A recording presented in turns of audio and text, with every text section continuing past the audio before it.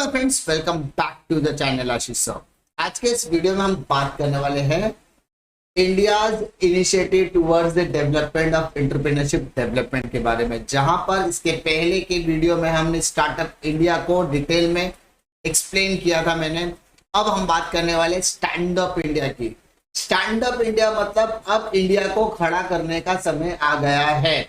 नए बिजनेस को सपोर्ट देकर, स्टार्टअप को नए सपोर्ट देकर हमने बिजनेस को खड़ा किया। खड़ा करने का एम्प्लॉयमेंट जनरेशन से हमारे देश का डेवलपमेंट होने वाला है। बट जो बिजनेस ऑलरेडी खड़े हैं या हमारे जो बैकवर्ड सेक्शंस के लोग हैं, जो बैकवर्ड एरियाज के लोग हैं, उनको भी डेवलपमेंट का मौका मिलना चाहिए। तो उसके लिए एक नया इनिशिएटिव लिया गया था, stand up India. Stand up India का इंडियन इकोसिस्टम कुछ इस तरीके से है कि मान लो आपका बैंक ब्रांच, मान लो एसबीआई ब्रांच 1 2 3 4 5 ऐसा कुछ रहेगा, तो उसका एक लीड डिस्ट्रिक्ट मैनेजर होगा। उसे कनेक्ट करना है रूरल सेल्फ एम्प्लॉयमेंट ट्रेनिंग से, वोकेशनल ट्रेनिंग सेंटर्स, एमएसएमई यानी medium and small medium enterprises करके, ठीक है, micro and small medium enterprises, development institution, state SC/ST development and financial corporation, industrial association, district for industrial centres, Dalit Indian chamber of commerce and industry, skilling centres and women entrepreneur associations. इनके साथ collaborate करके हमारे India को develop करने की कोशिश हमें करनी है। अब स्टैंड अप इंडिया करता क्या है sir? Stand up India scheme for financing SC/ST, schedule caste and schedule tribe and और वुमेन एंटरप्रेन्योर्स, यानी जो वुमेन एंटरप्रेन्योर्स है उनको डेवलप करने का काम या उनको सपोर्ट देने का काम। SC/ST से रिलेटेड कोई अगर एंटरप्रेन्योर है जो आगे बढ़ना चाहता है तो उन्हें स्टैंड अप इंडिया की मुहिम के अंदर लिया जाता है। तो ऑब्जेक्टिव्स क्या होता है? देखो, objectives of stand up India scheme. The objective stand up India scheme is to facilitate bank loan between 10 lakhs and 1 crore to at least one scheduled caste or scheduled tribe borrower, at least one woman borrower per bank branch for setting up a greenfield enterprises। भाई साहब, आपको business को setup करने के लिए, greenfield enterprises को setup करने के लिए अगर 10 लाख रुपए से लेके 1 करोड़ रुपए तक की जरूरत है, और अगर आप SC/ST या वुमेन एंटरप्रेन्योर्स तीनों में से कोई एक कैटेगरी से बिलोंग करते हो, तो जी हाँ, आप स्टैंड अप इंडिया के तहत बिजनेस करने का मौका आपको मिल सकता है। These enterprises may be in manufacturing, service और ट्रेडिंग सेक्टर, कोई भी सेक्टर से बिलोंग कर, doesn't matter। In case of non-individual enterprises, at least 51% of the shareholding and controlling state should be held by either an SC/ST और women enterprises।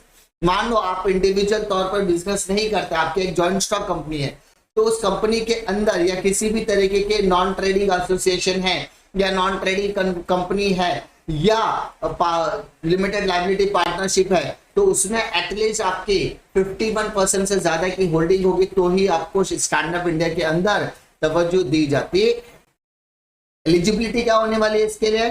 तो सबसे पहला eligibility SC/ST और women enterprises above the age of 18 years, पहला 18 साल mature होना जरूरी है।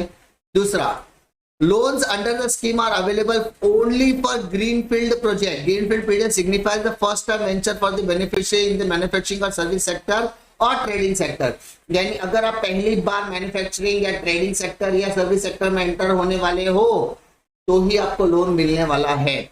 और third, in case of non individual, जो हमने एक्सप्लेन किया 51% का स्टेक, वो एलिजिबिलिटी क्राइटेरिया हो जाने वाला है। सर नेचर ऑफ लोन क्या होने वाला है? तो वो अभी जो मैंने डिस्कस किया, 10 लाख रुपए से लेके 1 करोड़ रुपए तक का लोन का है, जिसके अंदर आपको term loan and working capital loan यानी कंपोजिट लोन के तहत मिल सकता है। नेक्स्ट, पर्पस ऑफ लोन क्यों लेना है? तो अभी हमने डिस्कस किया, there are 3 purposes, manufacturing, trading और सर्विस सेक्टर। अगर SC/ST या वुमेन एंटरप्रेन्योर्स को मैन्युफैक्चरिंग, ट्रेडिंग और सर्विस सेक्टर में बिजनेस करा तो ऑब्वियसली उनको मिलेगा। साइज ऑफ लोन, लोन का क्या साइज होने वाला है?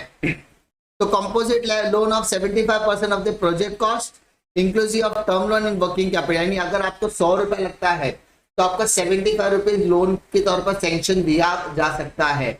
However, it will not applicable if the borrower's contribution along with the conversion support from any other scheme exceed 25% of the project cost, यानी अगर किसी और तरीके के सपोर्ट अगर उसको 25% से ज्यादा का कॉस्ट रिकवर हो जा रहा है, इन दैट केस आपका जो 75% का स्लॉट है वो थोड़ा और रिड्यूस किया जा सकता है।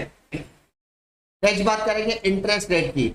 आपको इंटरेस्ट रेट क्या मिलेगा? पहली चीज, आप स्टैंड अप इंडिया में हो या स्टार्टअप, आपका इंटरेस्ट रेट बहुत ही लो होने वाला है। Exceed not exceeding base rate plus 3% plus 10 year premium, ये तीनों का कैलकुलेशंस किया करने के बाद आपको रेट ऑफ इंटरेस्ट क्लासिफाई करके दिया जाएगा। उसके बाद सिक्योरिटी, अगर आपको लोन चाहिए तो क्या आपको कुछ गिरवी रखना पड़ेगा? यस, आपको क्या दिया गया है?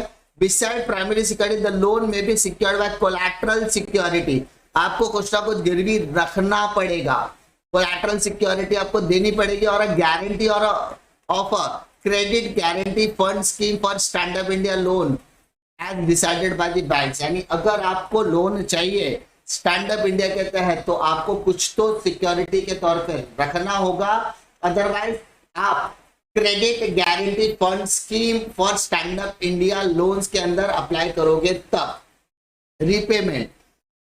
रीपेमेंट 7 साल, the loan is repayable in 7 year with maximum moratorium period of 18 months, यानी आपको 7 सालों के अंदर पैसा रिटर्न करना है।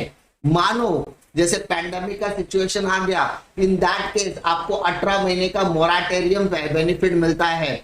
अब ये मोराटोरियम बेनिफिट का मतलब क्या होता है? जहां पे आपको इंटरेस्ट पे इंटरेस्ट नहीं लगता, आपको प्रिंसिपल पे ही इंटरेस्ट लगेगा, सिंपल। नेक्स्ट बात करते हैं working capital. For withdrawal working capital up to 10 lakh the same way the sanction by the way of overdraft, यानी अगर आप वर्किंग कैपिटल के लिए तो 10 लाख रुपए तक का ही आपको मार्जिन मिल सकता है। RuPay debit card to be issued for the convenience of the borrower. Working capital limit about 10 lakhs to be sanction by the way of cash credit limit, यानी 10 लाख तक चाहिए तो आपको रुपए क्रेडिट कार्ड दिया जाता है, डेबिट कार्ड दिया जाता है, उससे आप पैसे निकाल सकते हो, और अगर उसके ऊपर चाहिए तो आपको कैश क्रेडिट लिमिट के तौर पर दिया जाता है, जैसे हम क्रेडिट कार्ड इस्तेमाल करते हैं वैसा ही हो गया। मार्जिन मनी, यहाँ पे मार्जिन मनी के तौर पर आपको 25%, जैसे हमने बताया था 75 एंड 25 का मैंने रेशियो बताया, 75% आपका सैंक्शन किया जा सकता है, तो 25% आपके पास मार्जिन होनी चाहिए। तो यहाँ पर क्या बोला था? Scheme for envisages 25% margin money which can be provided in convergence with the eligible state and central schemes, यानी आपको 25% मार्जिन मनी के तौर पे देना पड़ सकता है, दिया जा सकता है सेंट्रल स्टेट स्कीम के तहत। आई होप आपको इस स्कीम में कोई दिक्कत नहीं आएगी। Startup India, stand up India, ये दोनों जो क्वेश्चन है वो शॉर्ट नोट्स के लिए है, आप अच्छे से रीड करोगे तो आपको इसमें कोई दिक्कतें नहीं आने वाली है। अंडरस्टैंडिंग के लिए बहुत ज्यादा इंपॉर्टेंट, क्योंकि ऑब्जेक्टिव इस पर पूछा जा सकता है। उम्मीद करता हूं कि वीडियो में कोई दिक्कत नहीं आएगी। कोई भी दिक्कत आती है तो कमेंट सेक्शन में कमेंट ड्रॉप कर सकते हैं। डिस्क्रिप्शन जरूर चेक कीजिए, क्योंकि वहां पर आपको टेलीग्राम चैनल का लिंक मिल जाएगा, जहां पर आपको सारे लेक्चर्स की नोटिफिकेशन मिलने वाली है, और साथ ही साथ डिस्क्रिप्शन में आपको अकाउंट का पूरा प्लेलिस्ट मिल जाएगा, जहां पर आप अकाउंट्स की तैयारी बहुत अच्छी तरीके से कर सकते हैं। मिलता हूं अगले वीडियो में एक और नए लेक्चर वीडियो के साथ, तब तक के लिए जय हिंद।